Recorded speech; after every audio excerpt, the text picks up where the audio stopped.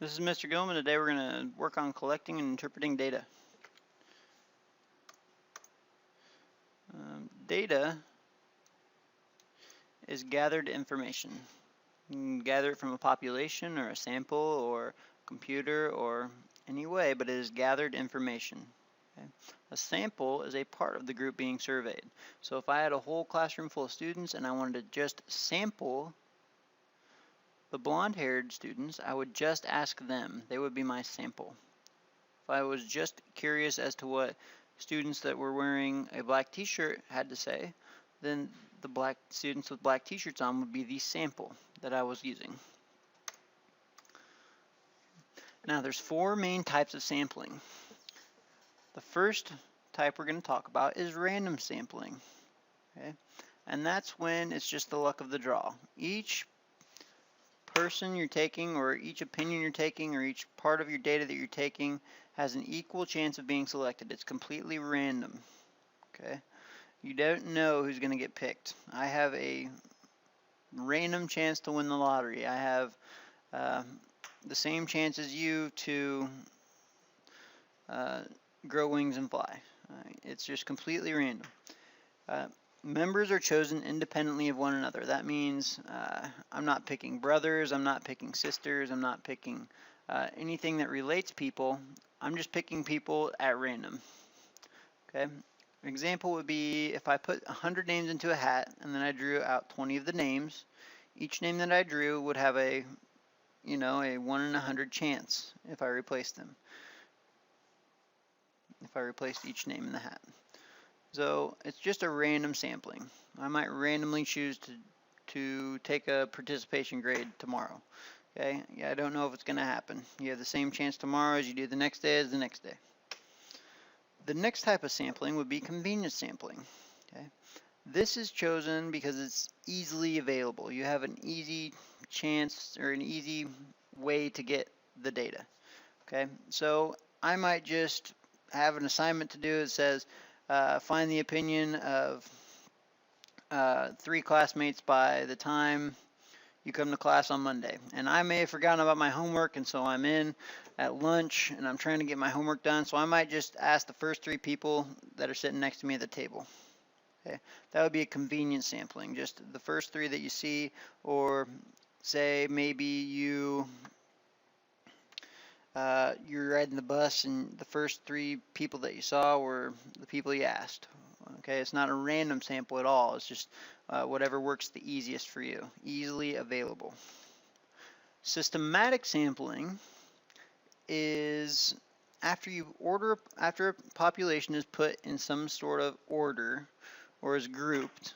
Okay, it's chosen in a pattern. So if I had a phone book and I wanted to sample 90 people, I might pick every 400th name. That would be a systematic sampling. I have a pattern that I'm going in. Or I might say, if I want to sample the class, I'm going to choose every 3rd person to give me their opinion.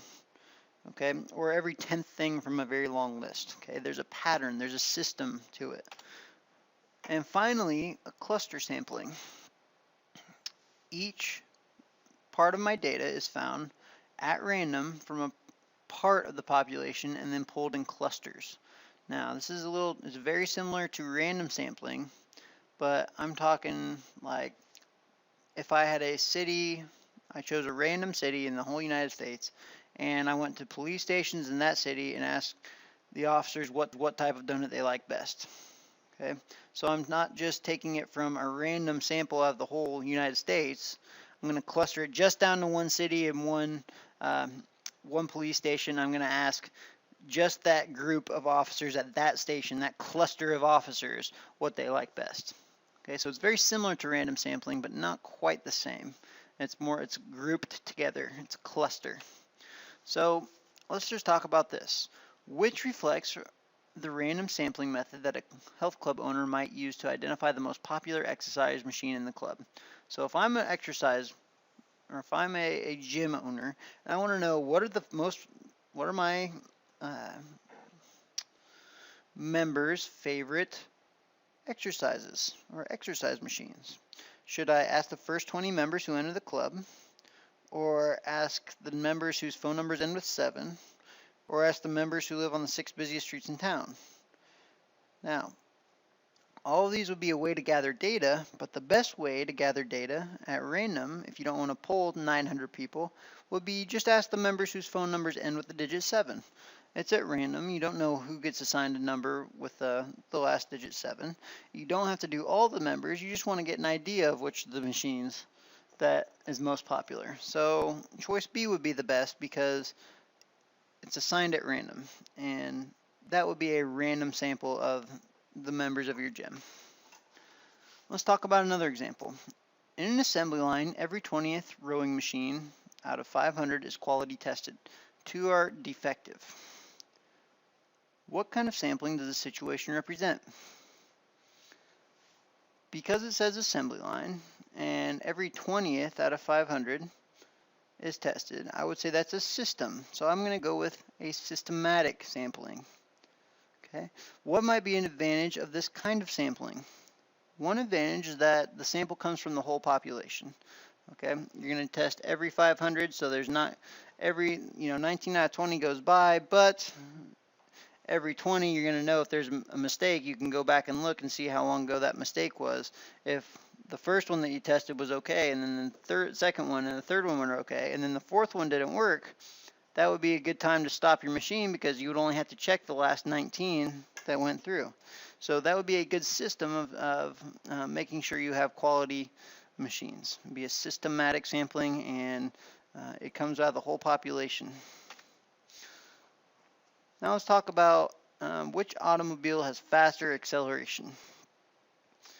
Car A goes from 0 to 30 in 1.8 miles per hour, or 1.8 seconds. Car B takes 3.2 seconds. Now, remember, acceleration, you want to get to top speed as fast as you can. It only takes car A 2.8 seconds and car B 4.7 seconds. Now remember, the longer it takes you, the slower you're going, the slower you're accelerating. Car A, 0 to 50, 3.9, car B, 6.4. So it's taking car B twice as long almost to get to 60, or to get to 50. And then by the time we're going 0 to 60, car A is doing it in 5 seconds, and car B is going in 9 seconds. It's taking car B forever. So by the time I get down to there, I got to understand that it's taking A much less time to get to the speed they want to get to. So A must be going or accelerating much faster than car B.